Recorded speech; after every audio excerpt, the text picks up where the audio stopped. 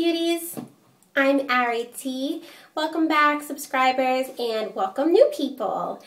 I began my YouTube channel sometime last year, and I originally started my channel to kind of have a video diary of all of my trial and errors of things that I do to take care of my hair.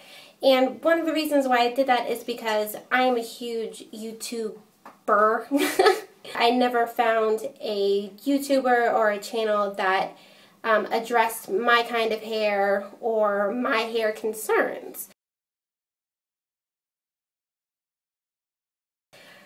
My hair is very fine. So if you took a strand of my hair and you looked at it, like, it's very, very hard to see a strand of my hair because it's so thin and itty bitty. On top of that, the number of hair follicles on my head is pretty low in comparison to a lot of the girls that I see on YouTube and even some of my friends in real life.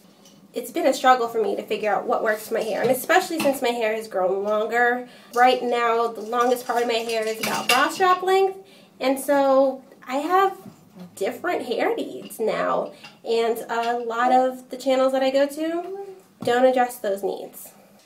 So you're watching your video and you're like, that's me. Ari, what you're describing right now, that's me, that's my hair, that's my life. What am I supposed to do? I have figured some things out through my own trial and error. And the first thing that you need to do if you realize that you do fall into this rare exotic beauty category is you need to adjust your expectations. Certain styles are just not going to look the same on you as they do on people who have thick strands and a lot more density. For one thing, protective styles and any type of updos in general, you're probably not going to be able to maintain a sleek or neat style if you do like a flat twist updo or cornrows or anything like that. Those types of styles are probably not going to stay in your hair looking sleek and neat for more than a few days. If you have thin strands, it's a lot easier for them to slip out individually and you'll start getting the fuzzy look. If you're doing those types of styles with the intent of keeping that in for a month, it's probably not a good idea. You're going to just set yourself up for disappointment. So, find other things that you can do. For me, doing 2-strand twists, I can usually keep that in for a couple of days, like I said, without it getting too messy. I don't like to wear my 2-strand twists just down because of the low density of my hair. To me, it just looks really thin, which, I mean, it literally is. So I usually, if I wear 2-strand twists, I wear them up. And I also feel like it's a lot more forgiving once the hairs do start slipping out of the style if it's just in loose 2-strand twists as opposed to flat twists or cornrow braids, anything like that where it's typically has a neater look. You definitely need to adjust your expectations so you don't get frustrated or feel disappointed that you weren't able to achieve a certain type of style.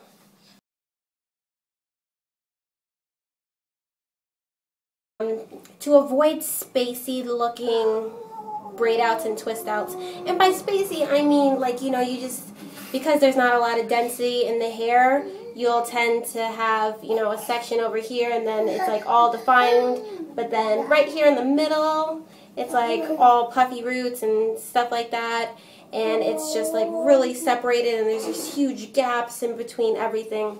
One way that you can avoid that is by crisscrossing your sections. So you're basically crossing over the back so that the hair is going to fall in that direction, which will automatically close up any gap that there might have been. When you have fine hair and low density, there's really no such thing as a chunky braid out or a chunky twist out. The best that you can really do is, make your sections big, but the actual hair itself, the braid, is going to be like tiny. And it's a huge pain to try to get your fingers in there and take down those braids.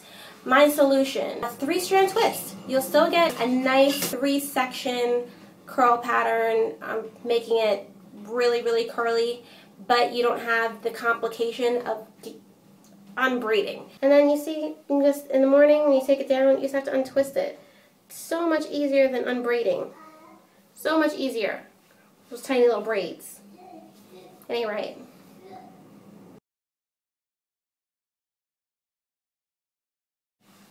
When my hair was shorter, I didn't take into consideration how different products affected my hair. It really just didn't occur to me. It wasn't as noticeable. But as my hair, you know, got to the medium length and longer, that's when I really started noticing how different products really can affect my hair.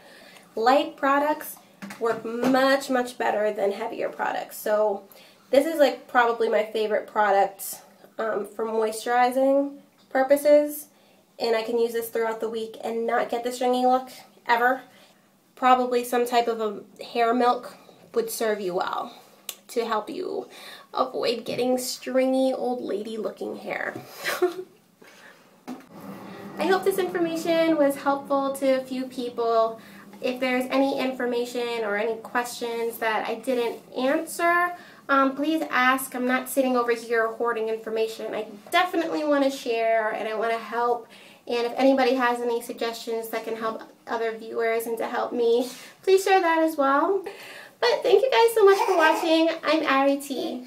Bye.